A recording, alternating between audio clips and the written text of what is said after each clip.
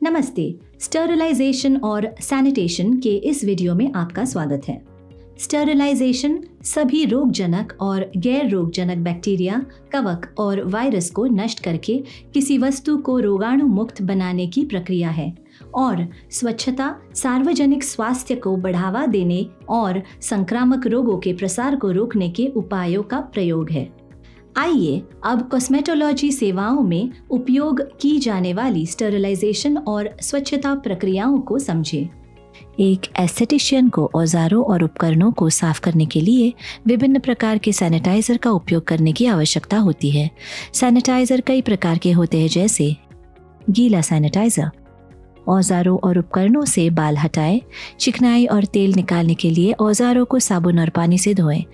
विशिष्ट समय के लिए उन्हें गीले सैनिटाइजर में रखें। इसके बाद उन्हें सैनिटाइजर से निकालकर साफ पानी से धो ले और अंत में साफ तौलिए से सुखा ले। Dry sanitiser. एक ड्राई कैबिनेट सैनिटाइजर एक एयरटाइट कैबिनेट है जिसमें एक सक्रिय फ्यूमिगेंट होता है।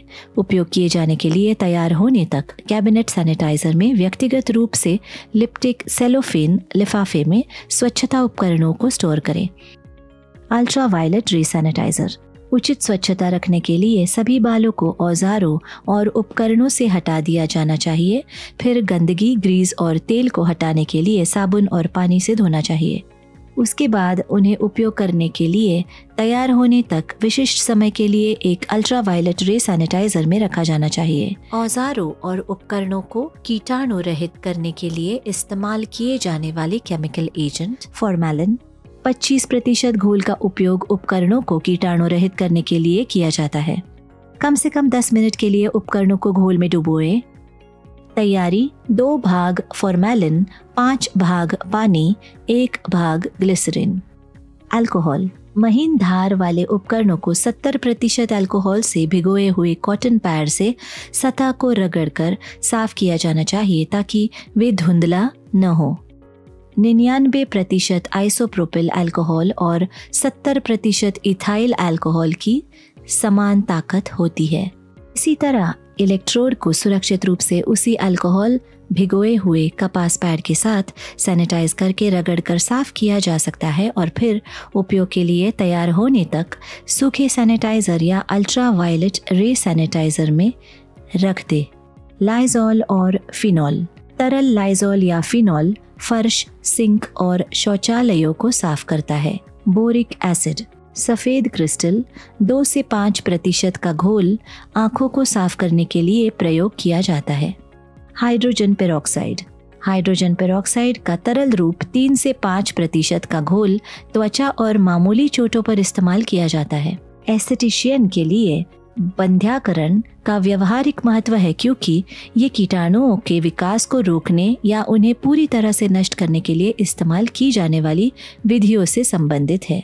उन माइक्रो ऑर्गेनिज्मों को नष्ट करना विशेष रूप से महत्वपूर्ण है जो संक्रामक और संचारी रोगों के लिए जिम्मेदार होते हैं। स्वास्थ्य विभाग और अन्य सरकारी एजेंसियां मानती है कि औजारों और उपकरणों को पूरी तरह से कीटाणु रहित करना असंभव है, जैसा कि एक अस्पताल में किया जाता है, लेकिन इसके लिए आवश्यक है कि आप स्कूल और सैलून में सख्त स्वच्छता प्रक्रियाओं का पालन करें।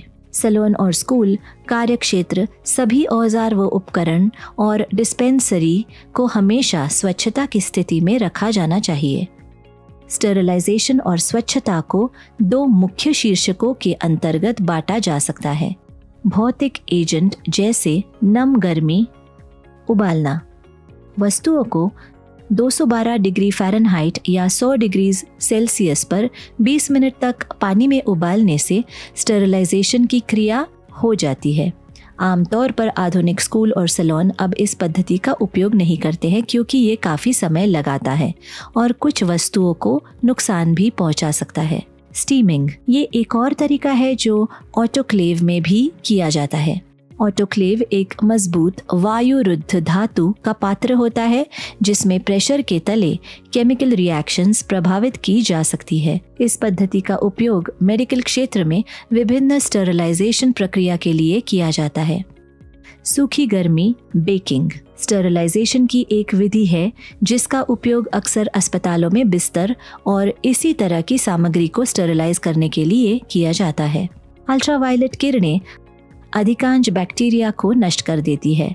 इलेक्ट्रिक सैनिटाइजर में मौजूद अल्ट्रावायलेट किरणों का इस्तेमाल स्कूलों और सैलून में सैनिटाइज किए गए उपकरणों को सैनिटरी रखने के लिए किया जाता है। रासायनिक एजेंट, रासायनिक एजेंटों को ऐसे विभाजा गया है। उग्र घोल एक कीटाणुनाशक या जर्मिसाइड फ्यूमिगेंट्स के रूप में इस्तेमाल किया जाता है और एंटीसेप्टिक्स के रूप में इस्तेमाल किया जाने वाला उग्र घोल। रोजमर्रा की जिंदगी में इस्तेमाल किए जाने वाले कुछ कीटाणुनाशक है क्वाटर्नरी अमोनियम कंपाउंड्स यानी क्वाट्स, फॉर्मेलिन, इथाइल या ग्रेन अल्कोहल, क्रेसोल या लाइजोल। एंटीसेप्टिक एक पदार्थ है जो बैक्टीरिया के विकास को मार सकता है या रोक सकता है और आमतौर पर कीटाणुनाशक या जर्मिसाइड्स की तुलना में हल्का होता है और त्वचा पर इस्तेमाल करने के लिए सुरक्षित होता है। हाथों और उपकरणों को धोने के लिए इस्तेमाल किए जाने पर कुछ साबुन एंटीसेप्टिक्स के रूप में फ़ायदेमंद होते हैं। हालांकि साबुन और पानी अकेले हाथों या उपकरणों को अच्छी तरह से साफ करने के लिए काफ़ी नहीं होते हैं। सामान्य एंटीसेप्टिक्स है अल्कोहल, बोरिक एसिड, आयोडीन का टिंचर, हाइड्रोजन पेरोक्साइड, फॉर्मेलिन, क्लोरेमाइन और सोडियम हाइपोक्लोराइड। इन पदार्थों को मैन्युफैक्चरर की सलाह के अनुसार सौम्य किया जाना चाहिए। एंटीसेप्टिक से अधिक उग्र कोई भी कीटाणुनाशक सावधानी के साथ इस्तेमाल किया जाना चाहिए। ये कुछ सुरक्षा निर्देश हैं जिन केमिकल एजेंटों के साथ केमिकल को कम मात्रा में खरीदें और उन्हें स्टोर करें। एक ठंडी सूखी जगह, अन्यथा एयर, लाइट एंड हीट के संपर्क में आने के कारण खराब हो जाते हैं। सभी कंटेनरों पर लेबल लगाकर और कसकर बंद करके रखें। किसी भी बिना लेबल वाले लिक्विड को चखना, सूंघना या हिलाना नहीं चाहिए। केमिकल बाइनों का मिश्रण और उपयोग करते समय मैन्युफैक्चरर के निर्देशों का पालन करें। उपयोग करने से पहले सभी उत्पादों पर लगे लेबल को ध्यान से पढ़ें। गिरे हुए केमिकल को तुरंत पोंछ दें।